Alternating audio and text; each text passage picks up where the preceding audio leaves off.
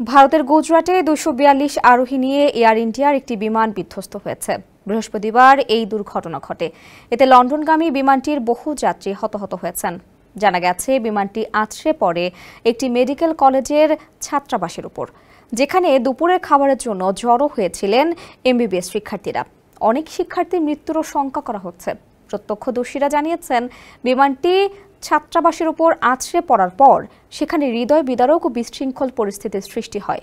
তবে ইতিমধ্যেই একাধিক শিক্ষার্থীর মৃত্যু নিশ্চিত করা গেছে বলে দাবি করেছে ভারতীয় গণমাধ্যম। স্থানীয় এক কর্মকর্তা জানিয়েছে, এই দুর্ঘটনায় অনেক তরুণের প্রাণ গেছে। তিনি আরও বলেন, আহমেদাবাদের ইতিহাসে এটি অন্যতম একটি কালো দিন। ওয়ালটন আবারও মিলিয়নিয়ার অফারে ওয়ালটন ফ্রিজ কিনে আপনিও হয়ে যেতে পারেন মিলিয়নিয়ার। একসঙ্গে এত তরুণের মৃত্যু কোনোভাবেই কাম্য নয়। বিমান বিধ্বস্তের পরপরই সেখানে বিশাল আকৃতির আগুনের কুণ্ডলী দেখা যায়। এরপর সেখান থেকে কালো ধোঁয়া বের হতে থাকে। ভারতীয় সংবাদ মাধ্যম জানিয়েছে, বিমানটি 825 ফুট উঁচু থেকে মাটিতে আছড়ে পড়ে।